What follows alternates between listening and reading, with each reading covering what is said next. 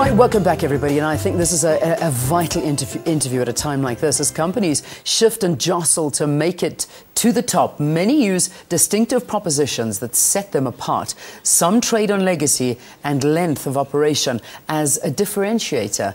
Now, building a reputation as a trustworthy service provider or delivering quality products can take years of sweat and hard work, but it can all be destroyed in the blink of an eye. Recent cases come to mind, Tastic with its tainted products, construction companies colluding, or bread companies involved in price-fixing scandals, and lately the whole SABC story, which we'll talk about in detail and give it as an example. Joining us in studio to talk about reputation and some understanding its value in the media is Media Tenor CEO and founder Roland Schatz. It's good to have you. Welcome to the program. Good morning. Hello. All right. So insurance companies evaluate clients based on profiles that have been formulated. What elements go into building a good reputation for a company? Well, most important is that a company and the top management, they need to communicate on an ongoing basis. Right now, a lot of business leaders think every day I'm not in the paper is a good day. Yeah. Which is completely false. Okay. Because they miss out on opportunities. So I brought some examples, and maybe everybody can understand it the moment you see them. If you look at the first chart I prepared, you see this famous Tower of Pisa. We all know it from our school books. Yeah. When I went to Pisa, I got frustrated because if you look at the next thing, you see there's much more to see. You see a cathedral, you see a library, you see a fantastic place. Yes, but that usually that is what reputation tower. Management. Yeah. You know, if you make yourself reduced to only your scandal or something what is not working, and you don't dare to communicate on an ongoing basis what we call above the awareness threshold. Yeah, yeah. People reduce you to your tower, and then you lost already the game. Okay. There's another example. If you look at the next building, you think this is Detroit before they declared insolvency, right? Mm. Well, take a look. This is not Detroit. This is Times Square. Oh, wow. All right, let's put the next slide up on the screen just to give us that example. This building is truly shocking, but it is still Times Square. And it's not Times Square 500 years ago. It was Times Square last year. So these are our options. We can communicate only once a year and hide away, and then we get reduced to our tower. Or we do it the American way and we communicate on an ongoing basis, and then we can even have a building like that in our most iconic place, like Times Square, and people don't mind. Yeah. You don't even notice it. It just becomes... Exactly. These are our choices. How do you measure the extent of damage to a company's reputation? Is it instant or does it happen over time? It happens over time. Mm. If you look at this example, when media speak a lot about certain things, then people want to participate. And they are not only willing to participate, they even donate. In the case of the tsunami floods, they gave $178 million US. 10 months later, we had the Pakistan earthquake, and the people were not willing to give any money, not because they changed their character, only because they didn't know about it. Okay. So if you take this example and take it into the business world, you directly understand a company which has an ongoing news flow. They get better employees because people know about the company. They get better informed customers.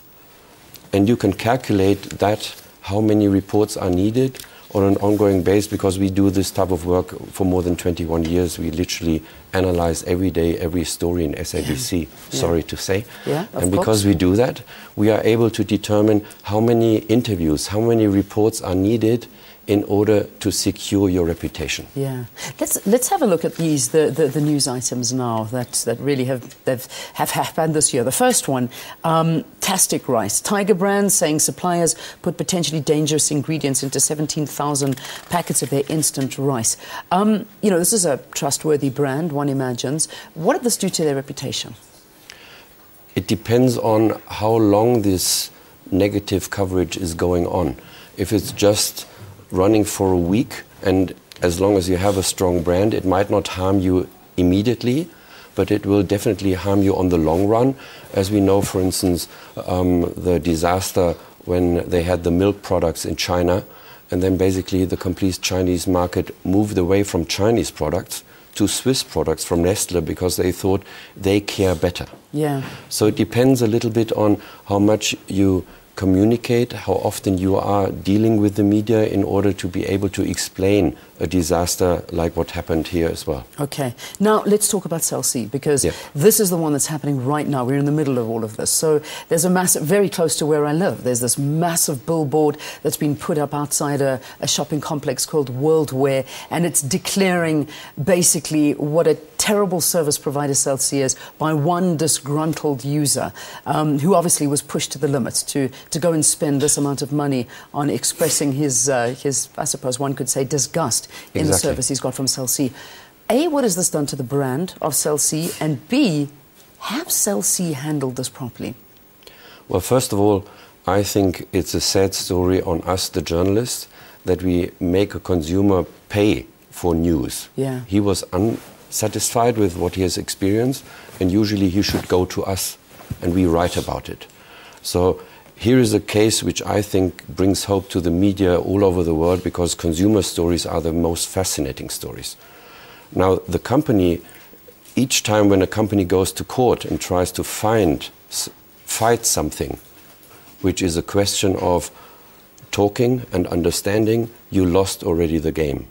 You don't go to court with such a topic. You communicate, you share, and you explain what you do, because you are right, it's one customer. The moment you take him to court, all other customers have the impression, oh, he's not alone. That obviously happens much more often. By communicating on an ongoing basis and explaining something like this might happen, and we have ways how we can fix it, is the much better approach to even win in a situation like that. Yeah. So, I mean, the bottom line is that Cell C should have done this outside of court. I mean, to take it to court and go this route, because you're, you know, in a way they've opened up a can of worms as well, because by doing this, so many other disgruntled Cell C users are now speaking about it on social media, in the media. Everybody is now talking about their bad experiences, where if this was sorted out earlier, we wouldn't be in this position. Absolutely, and it becomes a role model. Because what they did is they made now you aware of it, even I'm aware of it, although I'm doing business in Switzerland, and it becomes a role model. So the next dissatisfied customer will go the same path. If they have the money. Well, now they have got the awareness, and they might not need the money. They will pick up the phone and talk to you or to me. Absolutely. So in other words, something like this is actually, it's done good for the consumer here in South Africa. Yeah, and it's healthy for society, I have to say. Good. All right, thank you for talking to us. Pleasure. Really thank interesting. The Media Tenor CEO and founder, Roland Schatz, talking to us about reputation management when it comes to corporates and using what's happening with Cell C at the moment as a big example.